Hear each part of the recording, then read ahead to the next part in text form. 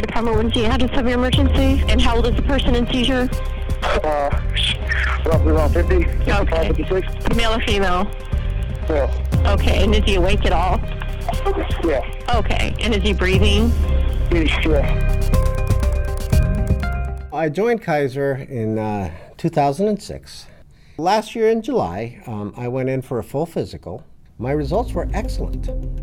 On September 17th, a Thursday, which was a normal day for me to go to the gym and play basketball, as I've been doing for years, that day I was also scheduled to lead the American Heart Association Heart Walk here in Walnut Creek.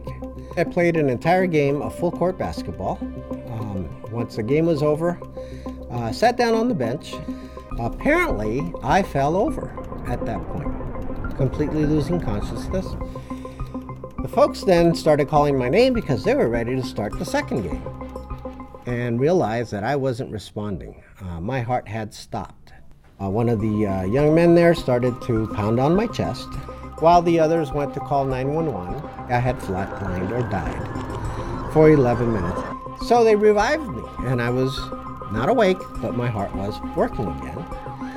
The ambulance got there and off to the ER. They raced me. Before we got to the ER, I flatlined a second time in the ambulance, and again, they had to revive me. We get to the ER, my wife showed up, and so I was actually speaking to her at one point when I flatlined a third time. At which point the doctors basically just looked at her and said, give him a kiss. They said nothing else. 3 heart attacks, basically, in a period of roughly 2 hours. And then I was raced off to go get a stent put in. The stent was put into what's called the lower ascending artery, otherwise known as the widowmaker. Statistically, 95% of the people who have a widowmaker heart attack within 5 minutes died. I've come to the realization that it was what I did right that is allowing me to tell this story today. So the fact that I did exercise, the fact that I did eat well, the fact that I did go do my labs, do my physicals, etc., and the fact that I was that fit is why my heart has recovered when it had no right to at this point. So I've been a sponsor of the AHA for quite some time now. The number of lives that the American Heart Association and the programs that they sponsor save, and the number of lives they're going to extend and have extended, like my own. 3 weeks after the incident, I was able to walk my oldest daughter down the aisle. And 3 weeks ago, I was able to see our first baby grandchild.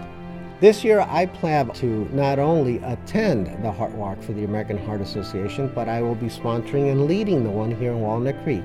And this time, I plan to be there in person. Laz Garcia is a great boss. Laz Garcia is a great colleague. And Laz Garcia is a great friend. Thanks to the efforts of the American Heart Association, Laz Garcia is with us today. Join me and the rest of your colleagues and support the American Heart Association Heart Walks for 2016.